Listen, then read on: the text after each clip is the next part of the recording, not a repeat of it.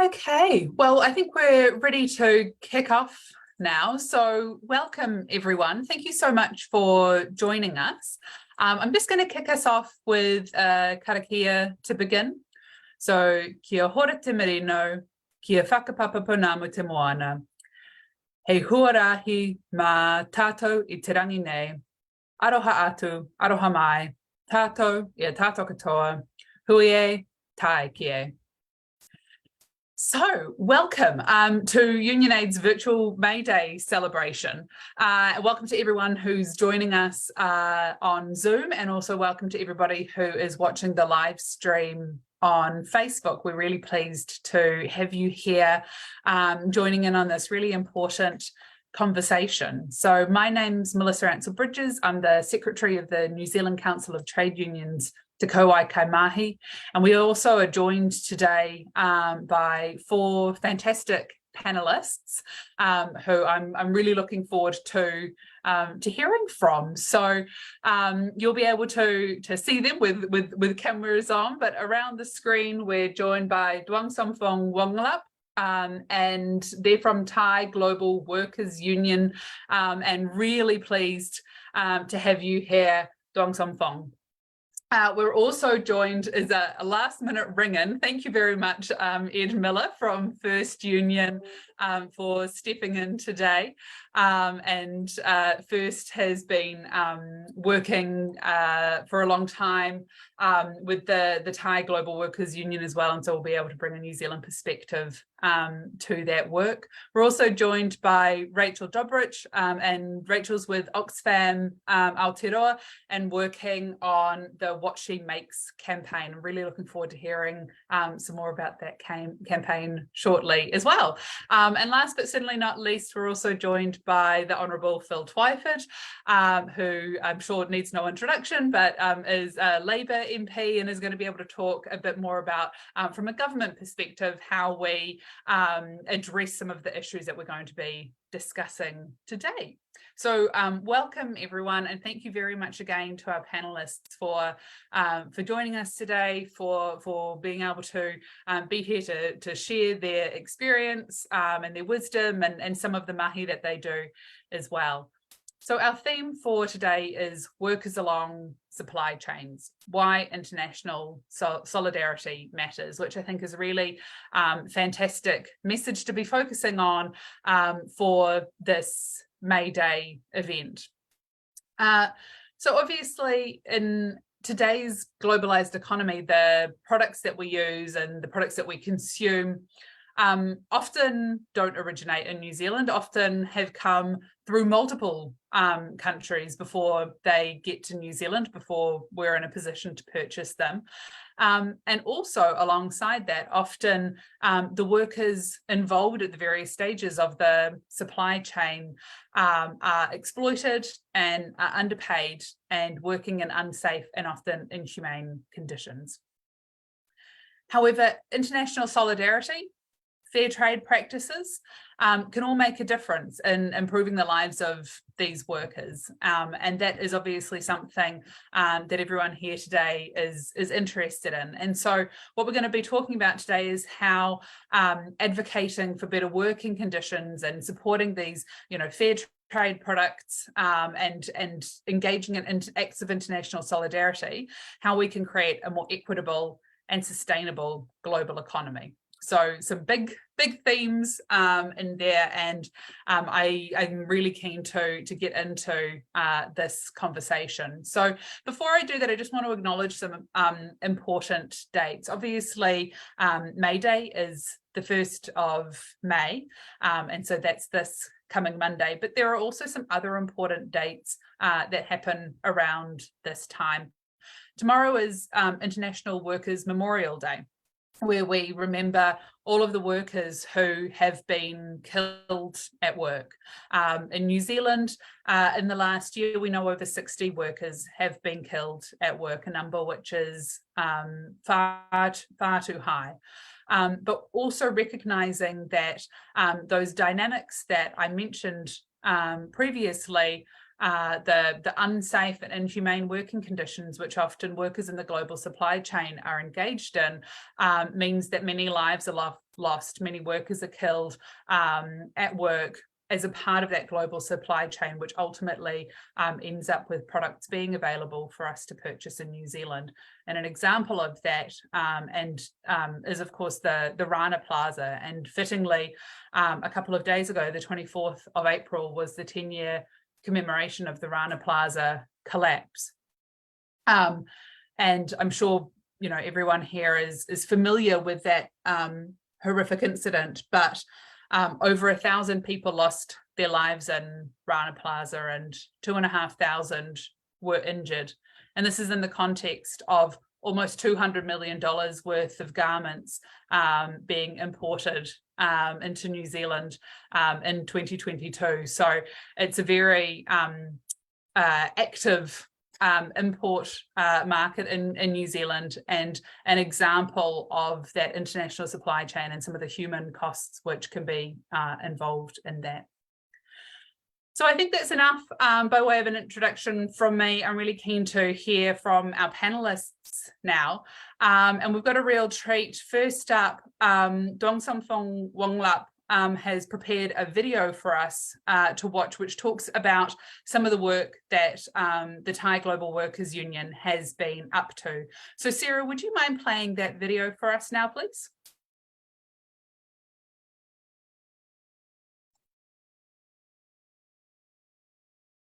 สวัสดีค่ะเต้ยนะคะดวงสมพงษ์หวังลาภเป็นตัวแทนจากสหภาพทำงานค่ะสหภาพทำงานเกิดขึ้นจากการร่วมมือกันของคนรุ่นใหม่ที่ลุกขึ้นต่อต้านรัฐบาลทหารในประเทศไทยในปี 2019 และนักสหภาพแรงงานฝ่ายก้าวหน้าเพื่อสร้างกระบวนการแรงงานรูปแบบใหม่ที่ยืนหยัดต่อสู้เพื่อประชาธิปไตยโดยสหภาพคนทำงานเป็น General Union ที่ประกอบด้วยคนทำงานจากหลากหลายอาชีพเช่นอาจารย์มหาวิทยาลัยไรเดอร์แพทย์พยาบาลคนงานในโรงงานและแรงงานข้ามชาติในปัจจุบันเรามีสมาชิกมากกว่า 2,800 คนสหภาพคนทำงานได้ร่วมมือกับ BWI และ Food Union ในโครงการจัดตั้งคนงานในโรงงานพลาสเตอร์บอร์ดสยามยิปซัมซึ่งเป็นโรงงานที่กษัตริย์วชิราลงกรณ์เป็นเจ้าของและร่วมลงทุนกับบริษัทคานอฟประเทศเยอรมนีผลิตแผ่นยิปซัมส่งขายในหลายประเทศทั้งออสเตรเลียและนิวซีแลนด์ในราคาที่ถูกกว่าผลิตในประเทศอื่นๆอย่างน่าประหลาดใจเนื่องจากโรงงานนี้เป็นของกษัตริย์ที่มีอิทธิพลมากการเข้าไปพูดคุยและหาข้อมูลจึงทำได้อย่างยากลำบากและจึงให้นักจัดตั้งของเราเข้าไปทำงานในโรงงานเป็นระยะเวลา 4 เดือนทำให้เราสามารถเข้าถึงคนงานและข้อมูลต่างๆได้มากขึ้นโดยโครงการนี้มีเป้าหมายเพื่อรวมกลุ่มคนทำงานโรงงานมาเป็นสมาชิกสหภาพคนทำงานและเพื่อปรับปรุงสภาพการทำงานให้มีความปลอดภัยและคนทำงานมีคุณภาพชีวิตที่ดีขึ้นสหภาพคนทำงานขอขอบคุณ Food Union ที่ให้การสนับสนุนในการทำงานจัดตั้งในครั้งนี้และนอกจากการจัดตั้งในโรงงานสหภาพคนทำงานยังมีการทำงานเพื่อจัดตั้งคนงานก่อสร้างซึ่งส่วนใหญ่เป็นแรงงานข้ามชาติที่หนีสงครามและความยากจนจากประเทศพม่าและกัมพูชาเมื่อมาถึงไทยพวกเขาถูกเอารัดเอาเปรียบจากนายจ้างและเจ้าหน้าที่รัฐสหภาพคนทำงานจึงรณรงค์ให้แรงงานข้ามชาติสามารถเข้าถึงการคุ้มครองของกฎหมายแรงงานเหมือนกับคนงานไทยประเทศไทยตกอยู่ภายใต้การปกครองแบบเผด็จการและกรอบคิดแบบตลาดเสรียาวนานทำให้รัฐไทยมีนโยบายต่อต้านการรวมตัวของคนทำงานปฏิเสธการได้สัตยาบันอนุสัญญา ILO 8798 และทำลายอำนาจต่อรองของฝ่ายแรงงานจึงทำให้ประเทศไทยมีแรงงานเข้าเป็นสมาชิกสหภาพแรงงานในสัดส่วนราว 1.5% เท่านั้นในบริบทเช่นนี้การทำงานของสหภาพคนทำงานที่มุ่งส่งเสริมอำนาจของคนทำงานและสนับสนุนให้เกิดการรวมตัวข้ามอุตสาหกรรมจึงมีความสำคัญเป็นอย่างมากและเรามุ่งมั่นที่จะเดินหน้าเพื่อสร้างประชาธิปไตยทางเศรษฐกิจและสังคมเพื่อชีวิตที่ดีกว่าของคน 99% ขอบคุณค่ะ Thank you so much for that video. A really incredible story, and I know that in the New Zealand context, we it's really useful, I think, to have that reminder of how challenging organising workers can be in other contexts as well, and incredibly important work that you do. So thank you for sharing that video, and looking forward to asking some questions shortly as well. So second, we have Ed Miller. So Ed is a researcher with First Union, but has been involved in the New Zealand and international trade union movement for a very long time, and has a really great perspective to bring to this conversation as well. So Ed, I'm going to hand over to you to hear your thoughts on the role of international solidarity, and some perspective as well on First Union's perspective on this project as well. Kia ora, thanks very much, Melissa. Ko Edward Miller aho. I'm the Researcher and Policy Analyst at First Union, and I'm really excited to be able to join you guys today to talk about one of my favourite topics, global worker solidarity. First Union is a private sector trade union, and we've got 30,000 members in the transport, logistics, manufacturing, retail, finance, wood, and a lot of other private sector areas. Those are the main ones. We've been involved in global solidarity in a number of ways, and in some ways, I think our long-term story has shaped the outcome of that. But you know, primarily, or maybe first and foremost, through UNIMEG, the Union Network of Migrants, we organise and advocate for the rights of migrant workers here in Aotearoa, so looking at those global labour supply chains. We also lobby for better protections for labour and environment in our free trade agreements, but we also engage in direct solidarity relationships with unions and with global union federations overseas.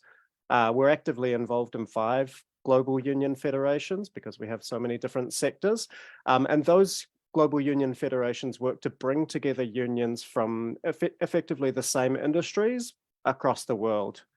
Effectively, we have capital and industry being organized across borders, and it's important that workers and their unions can develop strategies to be able to organize across borders as well, so that workers can be guaranteed the same fundamental rights in the workplace wherever they are. I previously worked for one of these global union federations, the Building and Woodworkers International. We represented workers in the building and construction, wood and forestry, and building materials sectors. And it was that interaction that brought me and our union into contact with Duangsomphong and the comrades from the Workers' Union that are doing that great work organizing in the plasterboard sector. As Duangsomphong shared, in Thailand, for example, there's a union membership rate of 1.5%. You know, we struggled to get our rate up in New Zealand, but 1.5% means that workers have a severely constrained ability to organize. The legislation in Thailand is very weak, and the agencies are under-resourced to be able to enforce that legislation in a lot of ways. So it's kind of unsurprising that multinational companies establish their supply chains to run through countries like Thailand that have weak labor protections. Many workers in these factories are working long hours, they have inadequate safety equipment and protocols, and their recompense, their pay is very low as a result of this. Duangsomphong was talking about the plasterboard sector.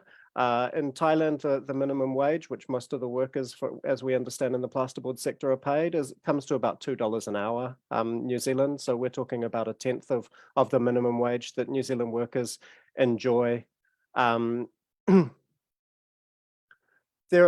There are good things about globalization, and my job's not here to talk about how globalization is incredibly bad, because I think we can conceive of another form of globalization that workers have a bit of input over and control over. Workers in Thailand are probably happy to be able to have jobs to produce plasterboard and other things that New Zealanders consume. But what we want to make sure is that in the process of creating jobs, we're creating decent work at the same time. That means decent wages, conditions, and respect for fundamental workers' rights. The problem is that we just don't know that this is happening, right? Our supply chains are very long and they're very unclear. We don't know what's happening on the other side of the world where we source a lot of goods from. In 2021, World Vision released some research saying that $3 billion worth of goods imported into New Zealand every year are produced under conditions of forced labour or child labour, or both forced labour and child labour. And that's about 5% of our total import bill. 64% of that came from China. These are the most egregious forms of labour exploitation. What we don't have information on is what's the proportion of goods that are being imported into this country where workers don't have access to a union, where they don't have living wages, where they don't have protection, hours protection, the same kind of protection that we enjoy. And I would suggest it's probably much higher than 5% of the import bill. I think it's unrealistic to expect governments to be the eyes and ears on all of this, on all the stuff that's coming in. You know, we've put a lot of pressure on the government to improve labour and environment chapters in our free trade agreements. And in 2008, when we signed the China Free Trade Agreement, that was expected to be, it had some language around that and some commitments around labour, but 2/3 of that risky goods from including child labour and forced labour has come from China.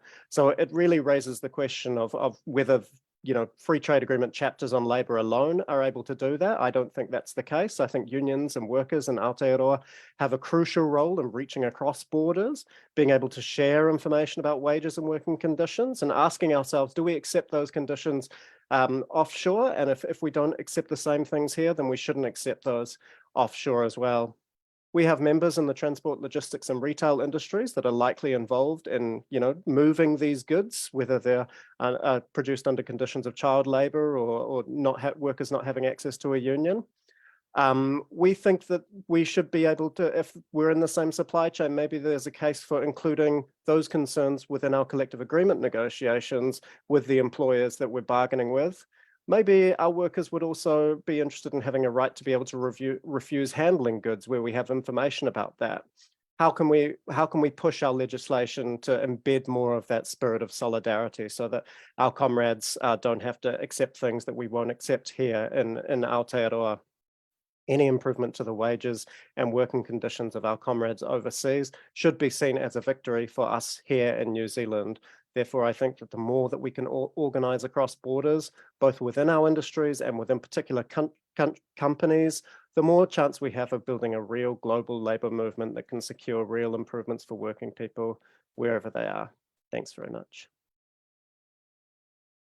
Fantastic. Thanks so much, Ed. All right, so our next panelist is Rachel, and as I said before, Rachel's with Oxfam Aotearoa, and in particular is working on the What She Makes campaign, and really keen to hear from you, Rachel. I think that Rachel's got some slides to share as well. So Sarah, if we could pop those up now, that would be great. Thanks, Rachel. Awesome. Thanks so much, Melissa. And thank you so much for making the slides happen. I know it's always a bit of a technical journey. And speaking about journeys, so I'm here to share a little bit about the What She Makes campaign, which is an Oxfam campaign that is here in Aotearoa, but also in our Australian and Canadian offices. And an example we think of ways that we can show solidarity with workers across borders. I'll just wait for those slides to come up. We can. That's all right. I can start talking in the meantime. We could see those, Sarah. It was just if we can make them full screen, but no worries. So each year we import about $2.5 billion worth of clothing into New Zealand, and New Zealanders spend more on clothing than just about any other risky product. So the What She Makes campaign is an Oxfam campaign calling on some of New Zealanders' favourite fashion brands. So we're thinking Macpac, Kathmandu, Hallenstein Brothers, Glassons, H&M and Lululemon are the ones we're targeting at the moment to pay a living wage to the mostly women who make these clothes. So next slide, please. So I have to be doing the next slide, please. Fantastic. So the garment industry is one that we know is rife with challenges. Most of our clothes are imported from countries with known labour rights violations, and where organising is really difficult or carries penalties. And we know that in the industry, workplace harassment is common. And as we know from the Rana Plaza tragedy that we were just speaking about earlier, workplace safety is a really significant concern. But as well as that, 9 in 10 garment factory workers can't afford food for their families, and most can't access basics like healthcare and running water. Next slide, please. So what is our campaign asking for? So for over a decade now, many major global clothing brands have promised to pay a living wage to the people who make their products, but to date, none of them have followed through on these promises and succeeded in paying a living wage to those in their supply chains. So what we're asking for is for a journey where these brands are actually making their way towards meeting that commitment. Next slide, please. So we see that a living wage should be providing for the basics, cooking food, running water, housing, healthcare, education, clothing, transport, and a little bit more than that as well, something for a rainy day, something so that they can build a future, plan for the future, have aspirations beyond just meeting their day-to-day expenses. Next slide, please. And how much would it cost? So as well as being transformative for these workers, a living wage is actually possible. So our research shows that even if big brands pass the entire cost of paying a living wage on to consumers, it would only increase the retail price of a piece of clothing by about 1%. So that's just 10 cents extra for a $10 shirt. And we think that that's something that the brands should be able to absorb themselves, even without passing that on to the consumer. Next, please. And so key to this campaign is the support and solidarity of everyday New Zealanders. So the people who love these brands, demanding that these shifts happen directly from the brands themselves. So we have a 3-phase journey to a living wage that we're working with these brands towards. And from a brand's perspective, there are a lot of barriers to deliver a living wage. We've got this journey in place to make it clear for them. So each different phase of the campaign has its own key requirements. So the first step, we go to the next one, is to get the basics right. So the first milestone in our campaign is a credible commitment to a living wage, clearly setting the brand's intention to change the lives of the garment industry workers by ensuring a living wage down the line.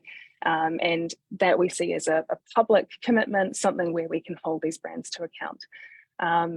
And then the next is supply chain transparency. So we're actually coming up to this milestone in just a couple of weeks' time, knowing where factories are and where the changes have to happen. At the moment, a lot of brands don't actually have that information in their New Zealand offices. And if they do, they're not sharing it with the general public, with their customers. And so we're asking brands to publish this information clearly on their websites, where we can scrutinize it, where it's really clearly transparent, and people can do their own research. We're also asking for a responsible purchasing practices policy, independent and reliable grievance remediation mechanisms, gender policy, and freedom of association collective bargaining. The next step beyond that is to create a plan. And so this means having a good understanding of prevailing wages, adopting a living wage methodology and benchmarking, to be able to understand the size of the gap between whatever the current wages are, any local legislative requirements around a minimum wage, and then what an actual living wage would look like in that context so that the brands can deliver. So this means separating labour costs, it means a wage gap analysis, and actually publishing plans so that customers again can see what the steps are going to look like for this brand on their journey.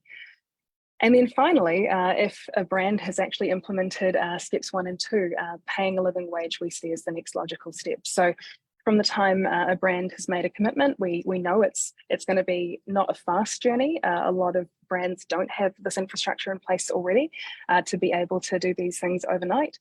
But again, we're working with them, and our supporters are really core to making the brands see that there is an interest in them following through on these steps and on their obligations from a human rights perspective.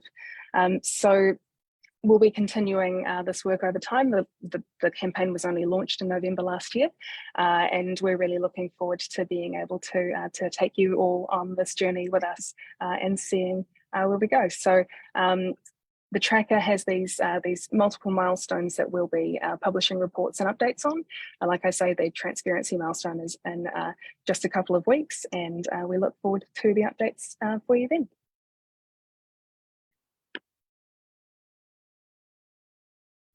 Very exciting. Thanks so much for sharing that, Rachel. And I'd like think. I would like to hope that a 1% increase is something which everyone could get on board with, if that's what needs to happen in order for all of these workers to be paid a living wage as well. It seems a very small price to pay for a huge difference to be made to the lives of thousands, hundreds of thousands of workers. So thanks very much for your mahi on that and for talking about it to all of us as well. All right, well, last but not least, our fourth panellist is the Honourable Phil Twyford. Phil's a Labour MP and is going to talk to us from a government perspective about what the role of government can be in addressing some of these issues as well. Over to you, Phil. Thank you. Thanks, Melissa. Great to be with you all today, and thanks to Union Aid for putting this on. It's an excellent way to mark May Day. Thinking about the event today, I remembered what for me was a bit of a light bulb moment as a campaigner way back in the mid-1990s when I was working for Rachel's organisation, Oxfam. And I was part of a delegation of people who were working with a clandestine labour organising NGO in China.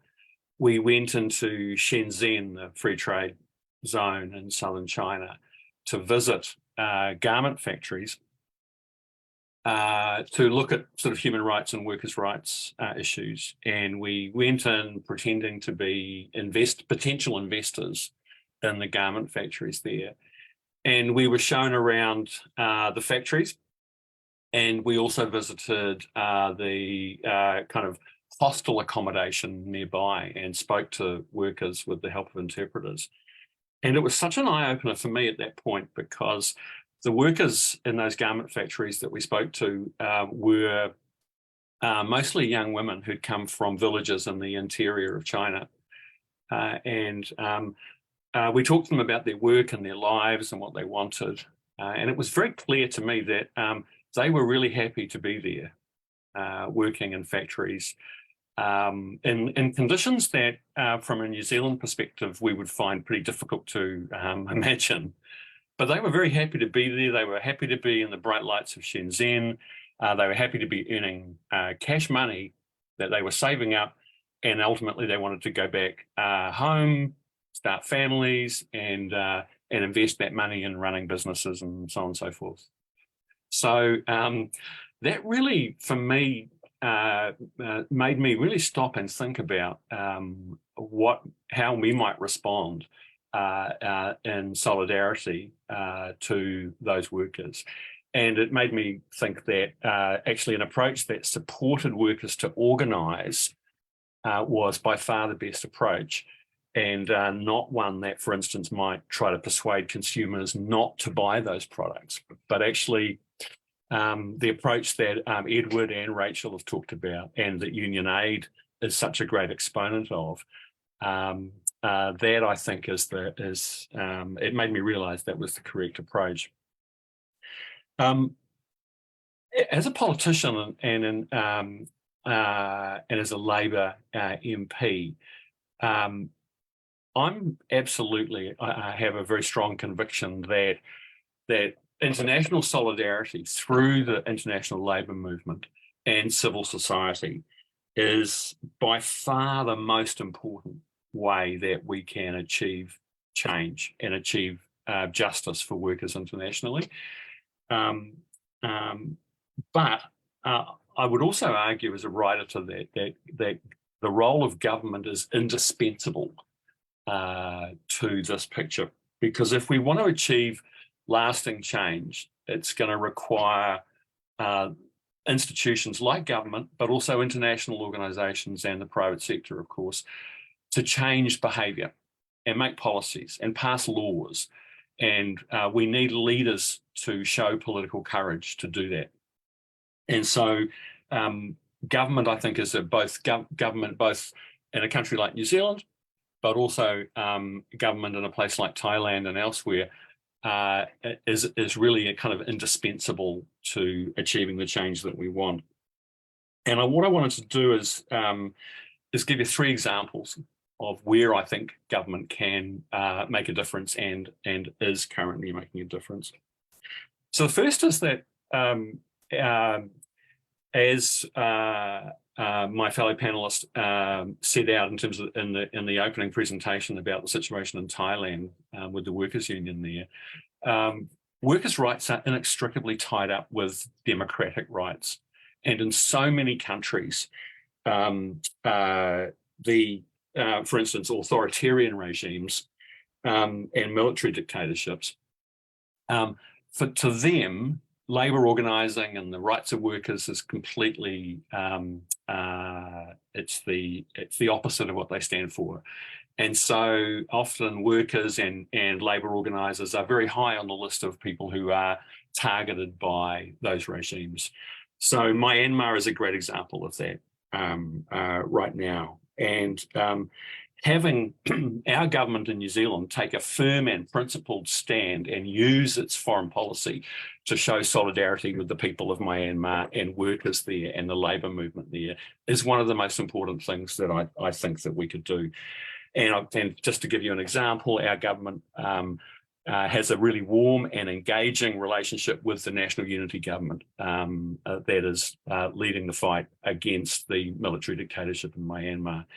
And our ministers meet with their ministers and so on, and we look for ways to support the struggle for the restoration of democracy and democratic rights, including workers' rights. And I had as Associate Trade Minister, I had the opportunity in Southeast Asia negotiating our free trade agreement with the countries in ASEAN, had on multiple occasions had the opportunity in face-to-face meetings with ministers from all around the region, both in the ASEAN countries and in RCEP, our other big free trade agreement there, to denounce the Myanmar regime in the meeting, face-to-face, meters away from the Myanmar representatives, military government representatives, in front of governments and ministers from all those other countries. And so those international agreements, including our trade agreements, they're an opportunity for us to do that, to take an activist approach, supporting human rights and workers' rights. So that's the first example, is using our foreign policy to speak up for workers' rights.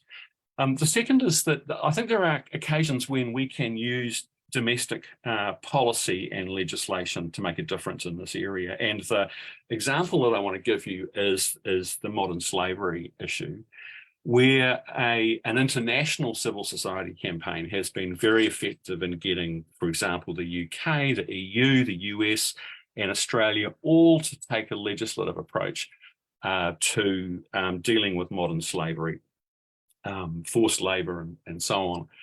The Labour Party, prior to the last election, had in our manifesto a commitment to take action against migrant exploitation and also modern slavery. And our Minister, Michael Wood, has been doing some work in this area, set up an advisory group headed up by Rob Fife, ran a whole big public consultation process that's generated proposals for legislation that Michael Wood is now, I know, working on and has underway. So that's, I think, a really good example of civil society, including the labour movement, tackling government on this issue and getting us to, in this case, to legislate to deal with that issue. The third example that I want to give, if hopefully I've got time, is trade policy.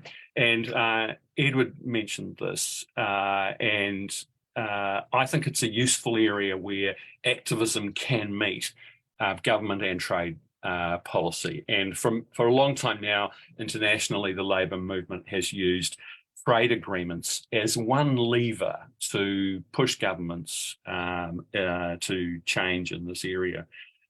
There's been a particular opportunity in recent years because in the years leading up to the election of our government in 2017, there were widespread protests that reflected the view that globalisation, if allowed to proceed unchecked, risked accelerating the race to the bottom, weakening workers' rights by removing protections and international regulation. And that was a powerful social movement that we responded to and were very sensitive to, and it led to the creation of the Trade for All agenda, which was a commitment to re-look at trade policy and look at who the winners and losers are, and to take seriously the need to sort of rebuild social license, to rebuild public support and understanding for trade policy. And that led to, I think, a much more assertive approach to promoting labour standards, also environmental standards, issues around gender rights and so on in our trade agreements. And so what we've seen in the CPTPP, one of the biggest and most important trade agreements, also in the EU and UK free trade agreements that have recently been signed, we've seen quite a lot of progress around the commitment to labour standards. The EU and the UK ones, because the EU and the UK are both very, very committed in this area, I think have set a very high standard, which is great. The approach with labour standards generally, and this is reflected in those agreements and the CPTPP, is first a commitment by the parties to the agreement not to try and attract foreign investment by driving down workers' rights and conditions, and not to weaken labour laws or fail to enforce them or whatever, which is obviously, that's important because there's a lot of evidence that that's what governments have done and do. So a commitment not to do that.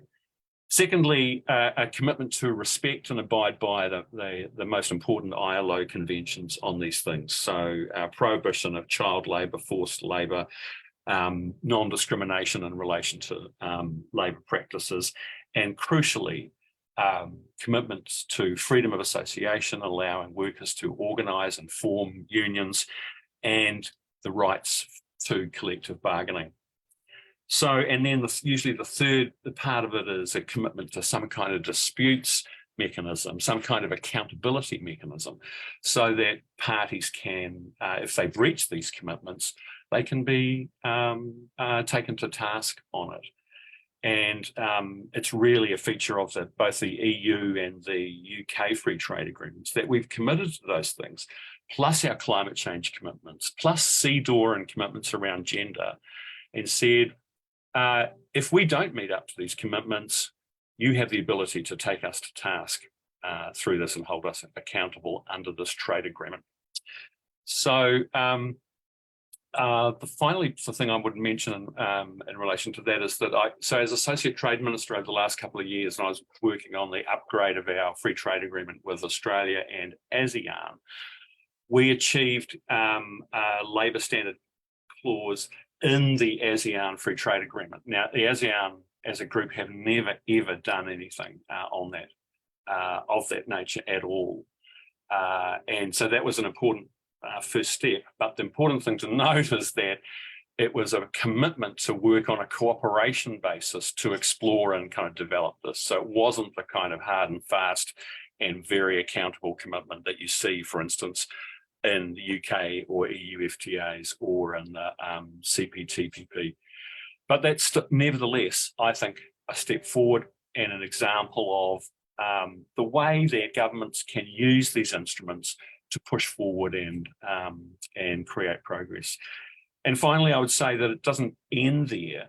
The really important part of this equation is that the labour movement and civil society holds governments to account on these things. These instruments, these commitments we make as part of trade agreements, as with all of these things in foreign policy, governments respond to public pressure.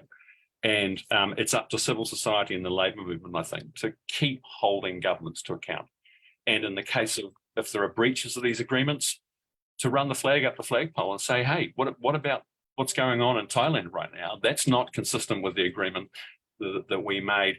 Let's explore how we can use this trade agreement to bring that out into the public domain and push for change. I'll leave it there, Melissa. Thank you.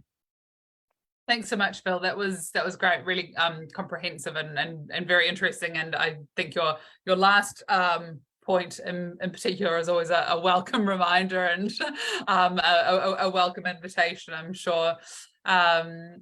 Thank you for that. Okay, so we have about 10 minutes now for some questions, and I've got plenty, but I just wanted to open it up to the floor as well. If you've got any questions for any of our panelists, please feel free to raise your digital hand.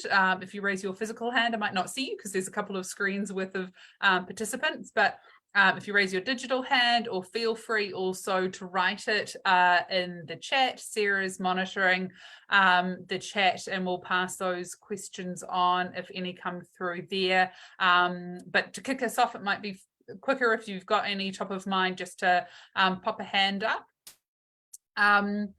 And whilst we're waiting for you to gather your thoughts, I might throw one out there. So Duangsomphong, I have a question for you. I'm really interested to know from your perspective why international solidarity matters and what New Zealand trade unions can do to support the work that you do in Thailand. Excuse me, can I interpret, right? Please. Okay.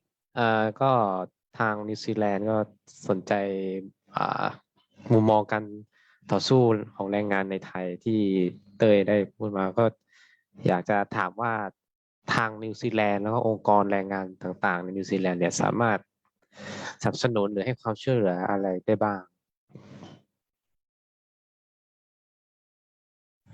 โอเคก็คือเรา international solidarity มันมีความสำคัญก็เพราะว่าแบบคนงานแบบทั้งพ้องก็เป็นพี่น้องกันอยู่แล้วแล้วก็ระบบทุนนิยมมันไร้พรมแดนดังนั้นจึงเป็นแบบความจำเป็นอย่างมากที่แบบเราต้องหนุนช่วยเหลือซึ่งกันและกันค่อยๆพูดไปไหมแค่นี้ใช่ไหมแค่นี้The international solidarity is very crucial because capitalism is already a world system, so international support is very crucial. Workers has no nations. โอเคแล้วก็ในประเทศไทยที่แบบระบบทุนนิยมทำงานอย่างหนักรัฐและทุนแบบรวมกันเป็นหนึ่งเดียวแม้กระทั่งแบบในสภาสสรัฐมนตรีต่างๆก็แบบเป็นชนชั้นนำใช่ไหมนักธุรกิจมีคนที่แบบเป็นชนชั้นแรงงานน้อยมากมันเลยทำให้แบบนโยบายต่างๆที่รัฐออกมาจะมุ่งเอาใจในทุนมากกว่าที่แบบจะยกระดับคุณภาพชีวิตของชนชั้นแรงงาน In the case of Thailand, the capital and the state joined hand in hand, and most of the politicians here we are businessmen or maybe political elites. So the labor movement in Thailand is quite still quite not strong enough. แล้วก็กระแสความคิดแบบฝ่ายซ้ายในไทยยังไม่หลุดพ้นจากแบบยุคสงครามเย็นยังถูกมองว่าเป็นผีร้ายแล้วก็ผนวกกับกระแสความคิดแบบเสรีนิยมที่ทำงานแบบเข้มข้นทำให้แบบคนงานหรือว่าแรงงานแข่งขันกันเองตัดขาดความเป็นมิตรเป็นพวกเดียวกันจึงทำให้แบบประเทศไทยมีการรวมกลุ่มที่ต่ำมาก So the Thai state still has Cold War mindset. So the state will always have policies against the assembly of any kind, and the neoliberalism policy is very strong here. So most of the labor unions or organizations are not unified or still not central enough. สหภาพแรงงานในนิวซีแลนด์มีความเข้มแข็งแล้วก็ประสบการณ์ที่ยาวนานกว่าเมื่อเทียบกับไทยแล้วการสนับสนุนของสหภาพแรงงานในนิวซีแลนด์จะช่วยส่งเสริมความเข้มแข็งให้กับสหภาพคนทำงานที่เพิ่งก่อตั้งและไปไกลกว่ากรอบของกฎหมายแรงงานที่แบบกำหนดไว้ ให้สภาพแรงงานอยู่ในแค่แบบสถานประกอบการอย่างเดียวเท่านั้นเอาแค่นี้ไปก่อน Compared to New Zealand, which has a long history of labor struggles, will be important lesson for Thai labor movement and the workers movement, workers union also. The workers unions is still a new union. We've been established for maybe 3 years. So in learning and sharing lessons in labor struggle in New Zealand will be very crucial. แล้วก็เราเชื่อมั่นในประชาธิปไตยของชนชั้นแรงงานเราทำงานคู่ขนานไปกับขบวนการประชาธิปไตยที่กำลังทวงคืนประเทศจากเผด็จการการสนับสนุนของสหภาพแรงงานในนิวซีแลนด์มีความสำคัญอย่างมากที่จะทำให้ความตั้งใจของเราไปถึงเป้าหมายได้สำเร็จ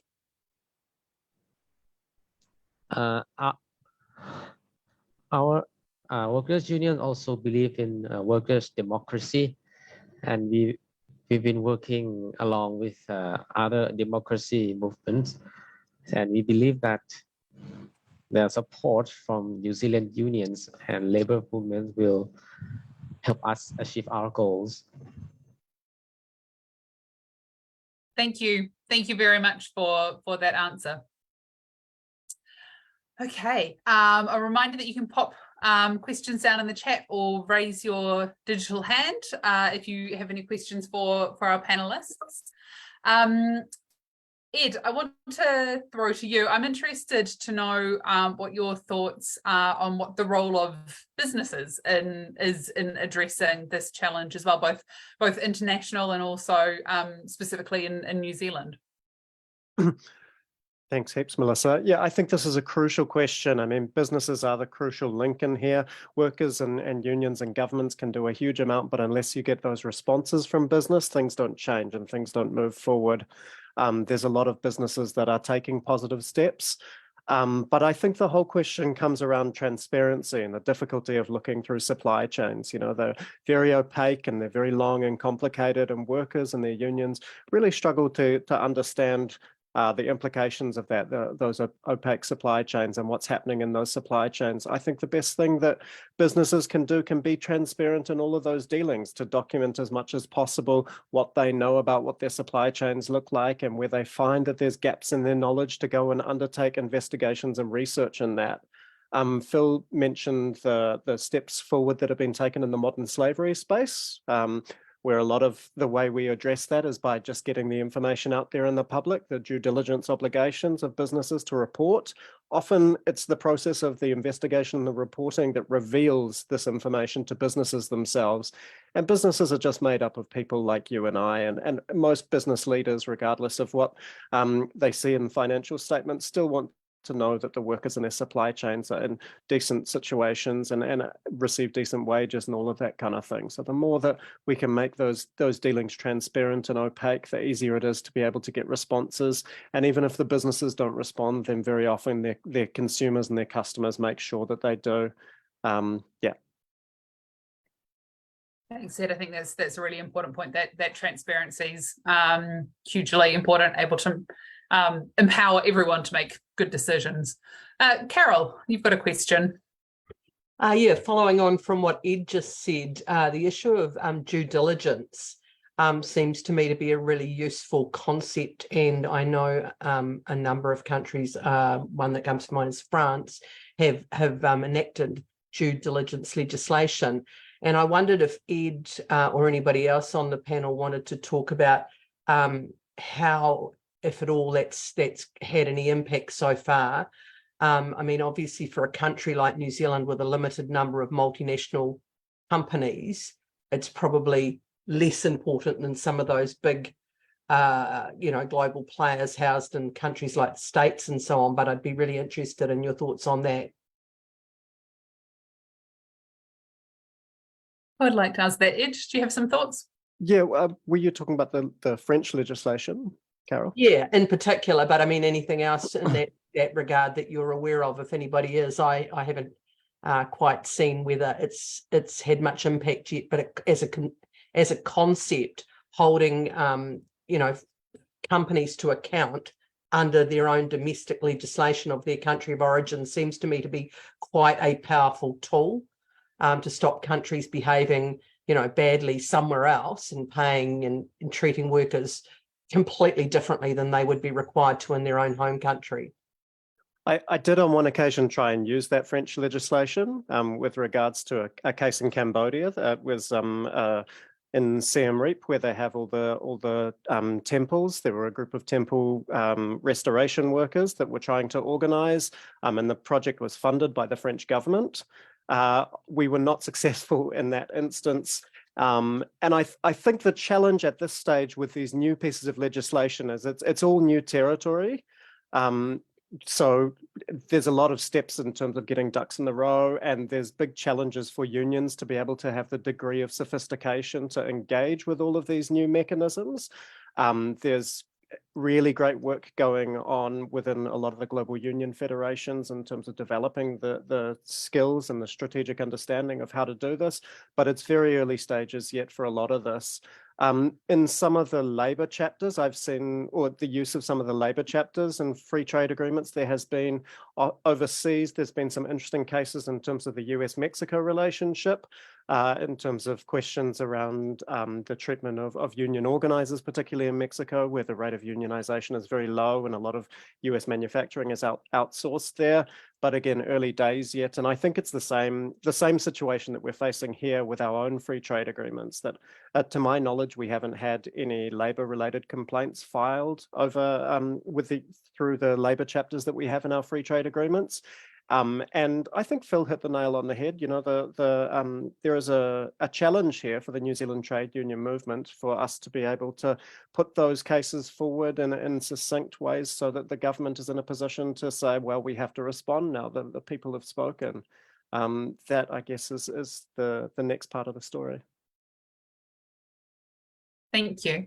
There's a question from Eileen in the chat, which Rachel, you might want to answer. This is about the connection with climate change as well, and drawing the connection between, you know, in the garment industry, and we know that it's a huge contributor.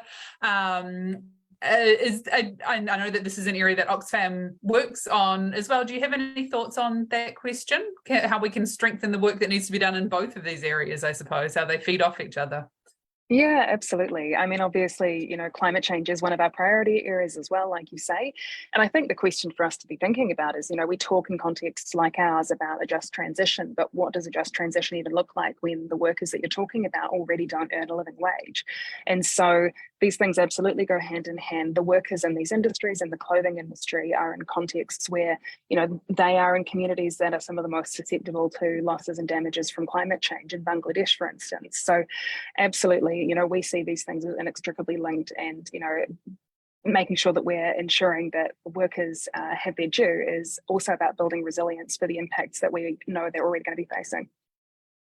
Thank you. And Ed, you've got some thoughts on that as well? I just wanted to say that alongside workers' rights and climate change, the other piece of the equation where we can have a big influence is questions around multinational tax evasion as well. The Australian government has recently proposed draft legislation calling for public country-by-country reporting, which is to say that big multinational companies have to say how much tax they pay and where they pay it. I think there's a good argument to be made for the New Zealand government to copy and paste that legislation here, since we pretty much all the same multinationals that are operating in Australia, or sorry, in New Zealand, have presence in Australia, and it gives us a really good position to be able to document whether tax evasion is taking place and whether you know, big companies aren't paying their fair share, so that has a cost on services that we experience here in Aotearoa as well. Thank you. Yeah, absolutely. Well, we've got 3 minutes left, everyone. And what I'm going to ask our panelists to do in our last couple of minutes is just to sum up either a key point or a key reflection from the conversation today. Just 20 to 30 seconds. What's one takeaway that everyone should leave today with? And we'll kick off with Phil first. We'll do a reverse order of our previous. So Phil, could you please lead us off with your key reflection?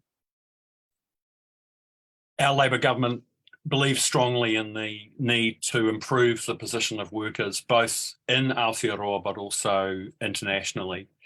And we do that internationally through trade agreements, through our foreign policy, and we should look for every opportunity to contribute to international solidarity.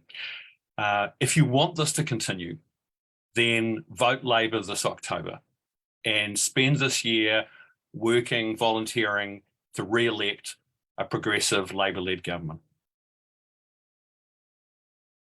Thanks, Phil. It's election year. No, a very good point. Well made. Thank you.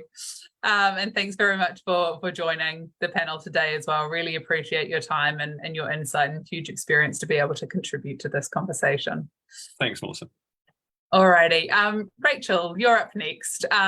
What's your key reflection from today? Thanks.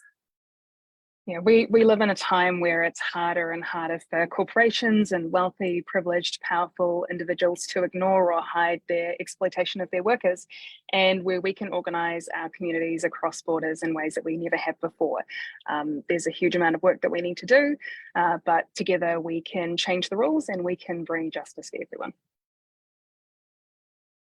Fantastic. Thanks so much. And Ed, what's your key reflection? I think that organised workers have a huge amount of power when we exercise our rights together. The most important thing is to find ways to do that, and the legislation available to us and expanding from that legislation means that we can get the victories that we need, and every victory that we have here is a victory for workers offshore and vice versa. Fantastic. Thank you. Very well said. All right. And lastly, Duangsomphong, would you like to share a final reflection for the group?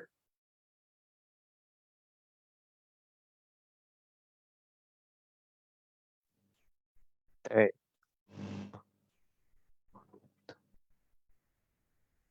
ล่ามดิ ลองสรุปหรือว่าแบบมีความเห็นอะไรบ้างเกี่ยวกับการแลกเปลี่ยนครั้งนี้สั้นๆรู้สึกยังไงอะไรอย่างนี้ โอเควันนี้ก็รู้สึกแบบดีใจมากที่แบบได้เจอกับในหลายๆประเทศเนาะสิ่งหนึ่งที่เต้ยเห็นว่ามีความสำคัญก็คือการกดดันของภาคธุรกิจซึ่งในประเทศไทยก็เคยมีการกดดันภาคธุรกิจในกรณีของสหภาพแรงงานไทยอ้ามที่ประเทศแม่ย้ายฐานการผลิตหนีแล้วก็ปล่อยลอยแพลูกจ้างเอาแค่นี้ไปก่อนมันยาวเกิน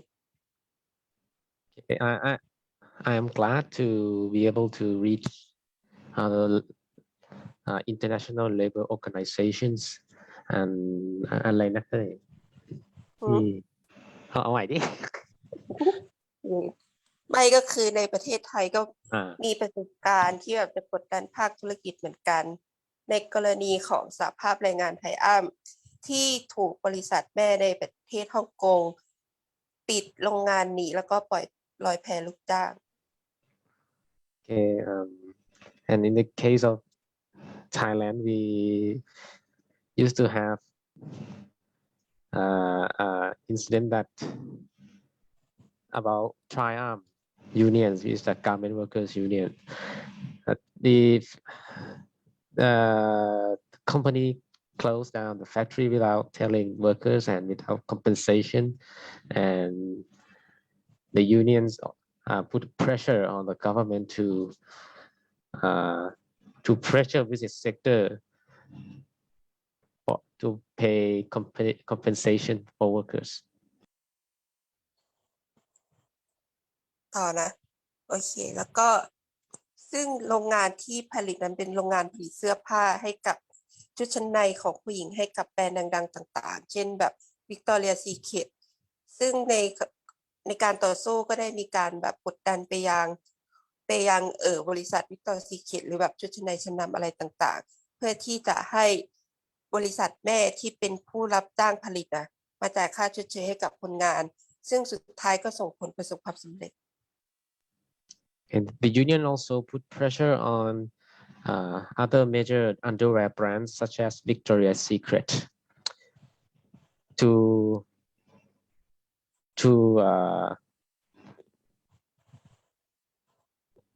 make the pressure harder on the the owner of the factory for paying compensation to the workers.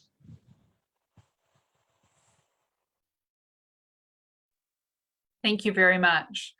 Well, I'm conscious that we've gone slightly over, but I just wanted to say a huge thank you to our panelists. Thank you so much for joining and sharing your thoughts and reflections on this really important topic. Thank you to everybody for attending on Zoom and also on Facebook as well. A huge thank you to UnionAid for organising this event, and to Sarah in particular for all of her coordination. Thank you kindly. And for my final reflection, I'm going to suggest that everyone heads along to UnionAid's website, which is unionaid.org.nz, to find out more about the really important work that UnionAid does in Asia and the Pacific. Hugely important work.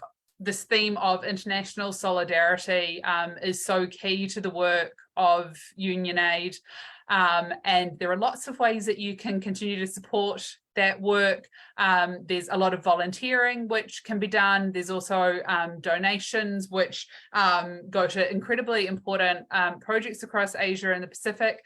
And I'd like to encourage everyone to sign up as a monthly solidarity donor if you haven't already. I know many people here will already be donors, but if you haven't already signed up as a monthly solidarity donor, please do so to be able to continue that important work of UnionAid. Fantastic. All right. Well, thank you very much, everyone. Have a wonderful rest of your day. Enjoy May Day next Monday on the 1st. And thank you very much for attending today. All the best. Ta kite. Thank you.